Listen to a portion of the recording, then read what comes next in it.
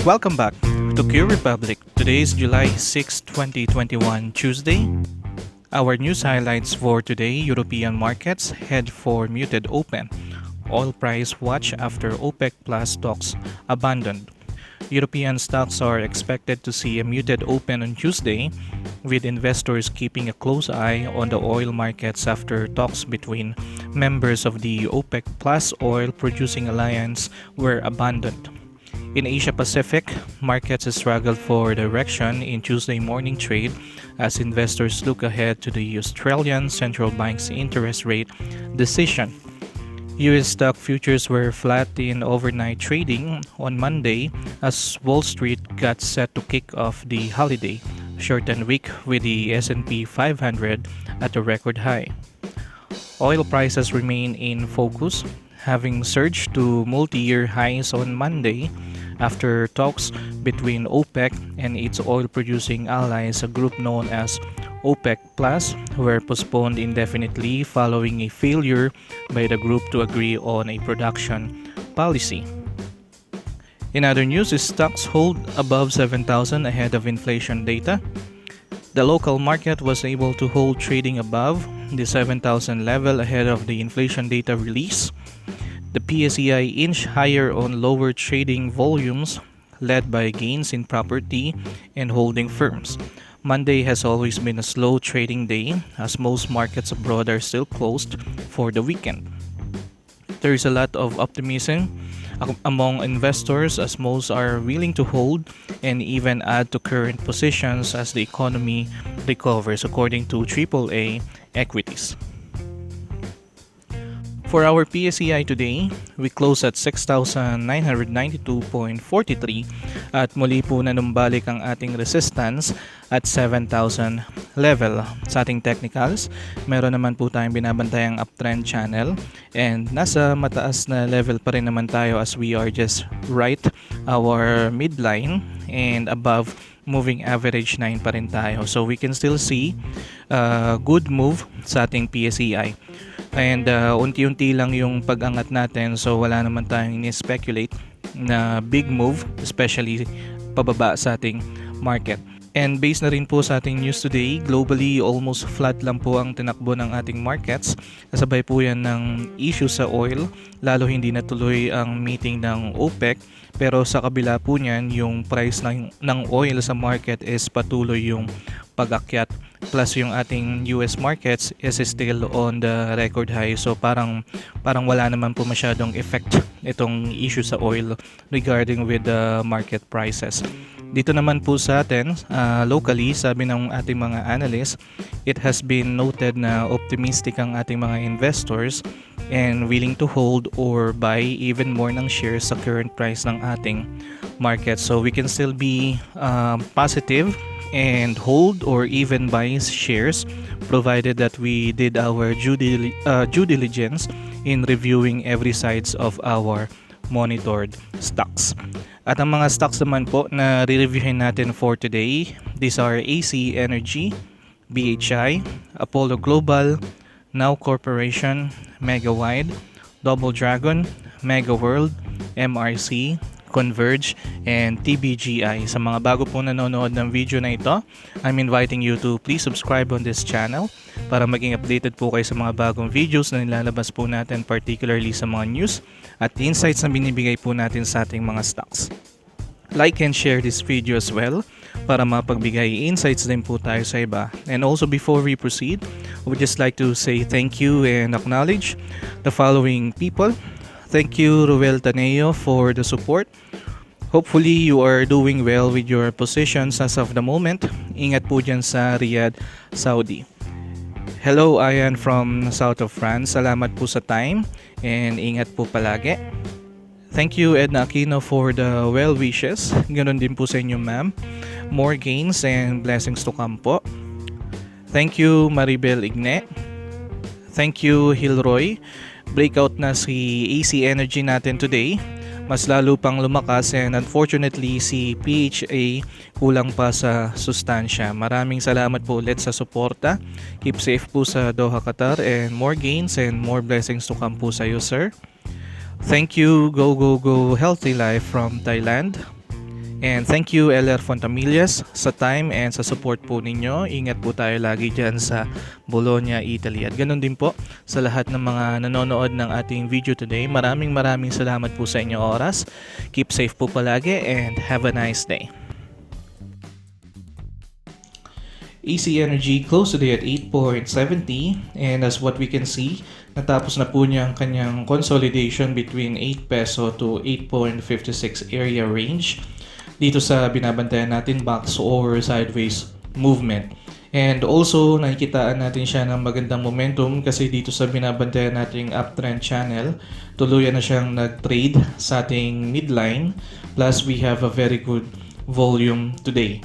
So ang support po na binabantayan natin ngayon is around 8.56 area and resistance dito sa ating 9.13 area. We have a good trend and momentum, so we can hold and add shares strategically as of the moment para po dito kay AC Energy. So check niyo po maigi yung magiging options natin for AC Energy. BHI closed today 0.1490.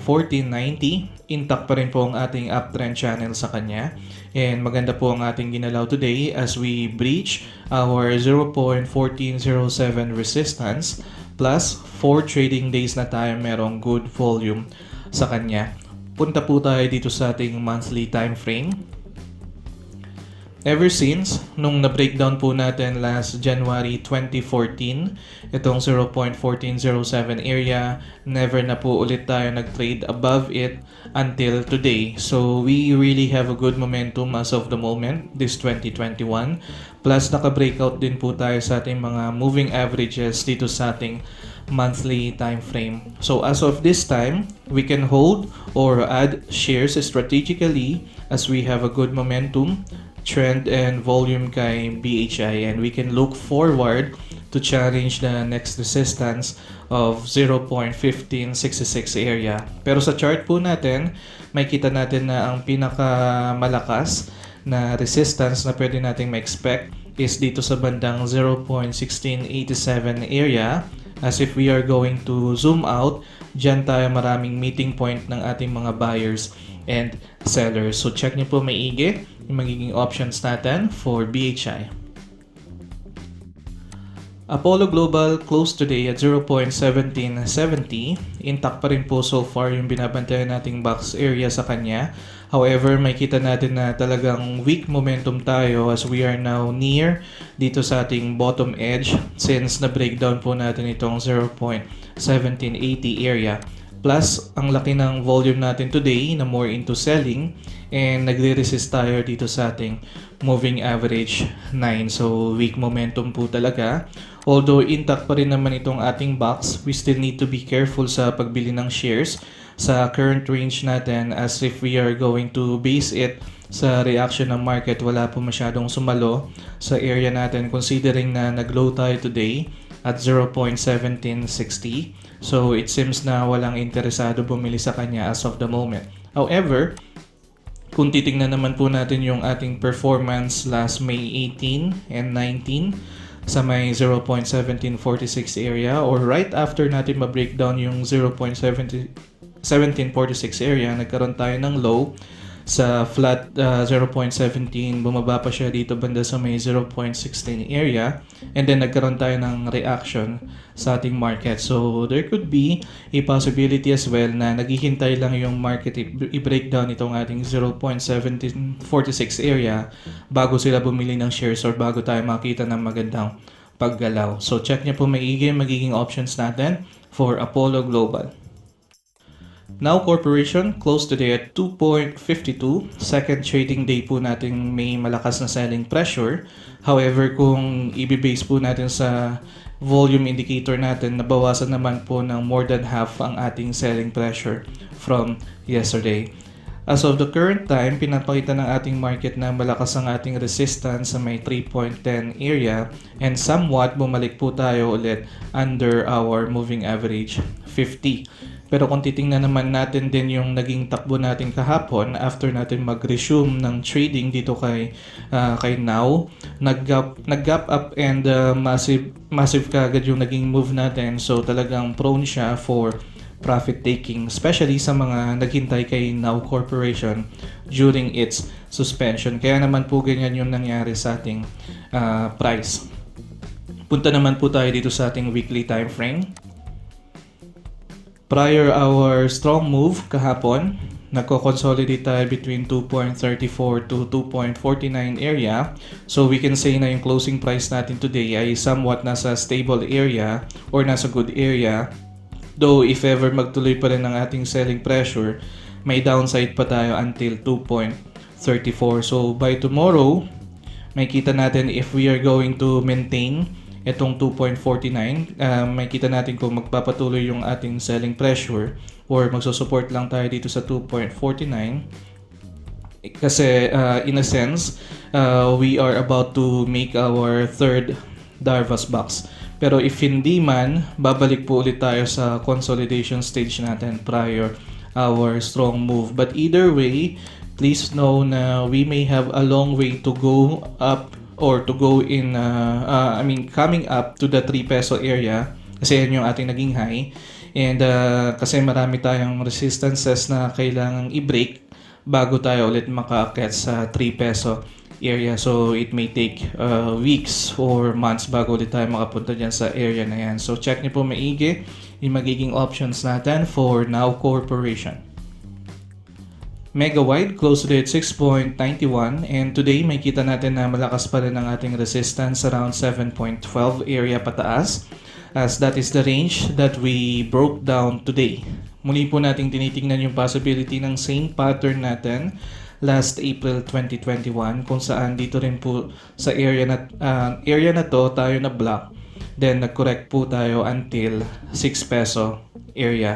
Meron din po tayong uptrend channel as of the moment na pwede nating maging guide, but we have to be cautious, and the moment na i-breakdown natin yung ating lower border, just like what happened noong April 26, we may sold some or all of our shares depending sa ating trading plan, as we may have a dip again at 6 peso area if ever. So check niyo po maigi yung magiging options natin for mega wide. Double Dragon closed today at 12.12 and currently we are consolidating between 11.85 to 12.43 area. And if we are going to check, we are consolidating for almost 3 months now. Hence, weak po yung momentum na ma-observe natin. We have to be cautious as of the moment, as we may have the same pattern last June 3rd and June 4th kung saan po tayo nagtitrade above moving average 9 and 20, then nagtrade po ulit below moving average 9 and 20 after magkaroon ng decline just right after breaking these moving averages. Kasi today may kita natin na nag-decline din po tayo, indicating na malakas yung resistance natin dito around 12 peso area, and by tomorrow we could be trading below moving average 9 and 20 again. So parang may same pattern din po tayo nakikita.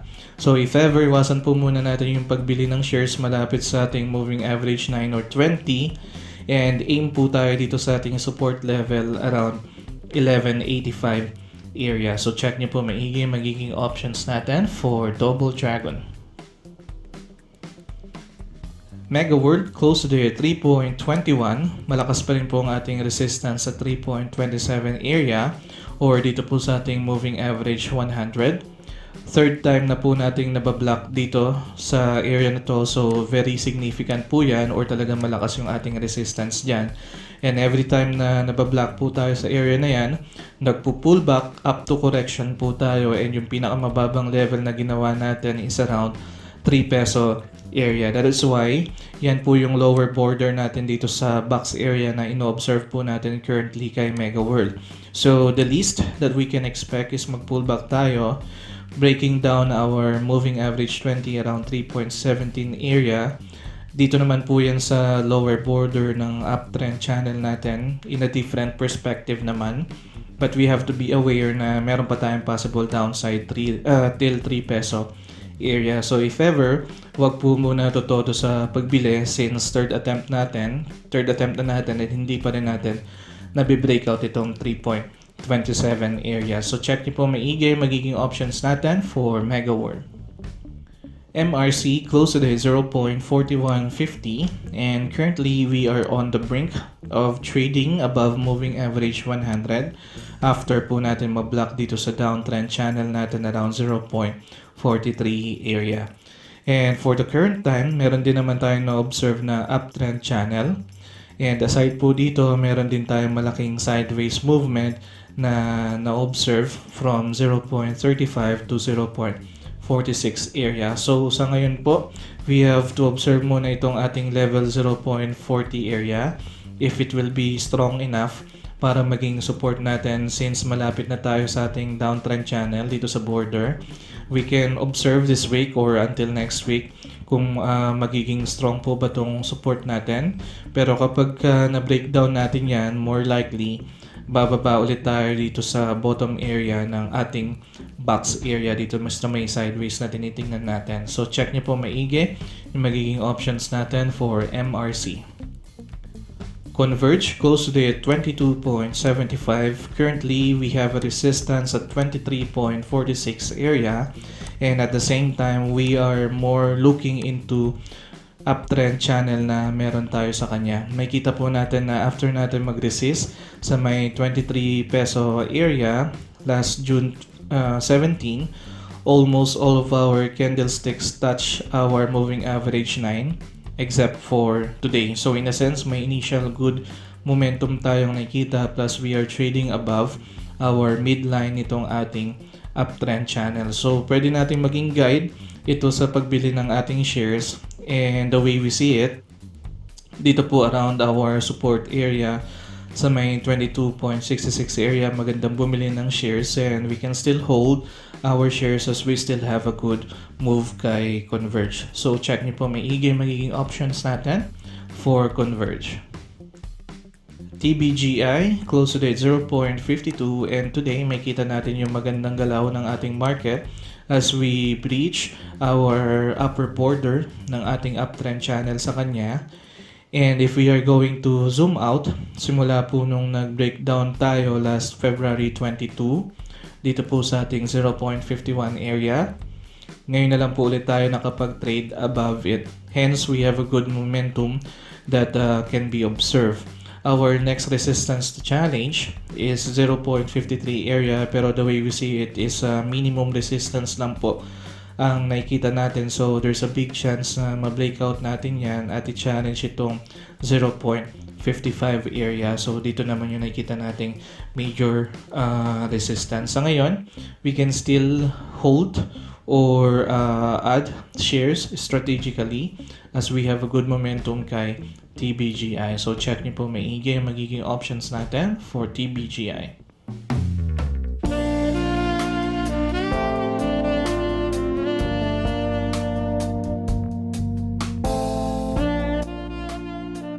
And that's it for today. Kung nagustuhan niyo po itong video na ito, please don't forget to like it and share it as well para mapagbigay insights din po tayo sa iba. And also, kung meron po kayong additional information or thoughts dito sa review na to, comment nyo lang po yan para makatulong din po or makapagbigay information din po tayo sa iba. At sa inyo po na gustong magpa-review ng kanilang mga stocks, comment nyo lang din po yan para maisama po natin sa ating next session. And sa mga bago po nanonood ng video na ito, don't forget to subscribe para lagi po kayo maging updated sa mga bagong videos na nilalabas po natin. Maraming salamat po. I'll see you soon. QRepublic.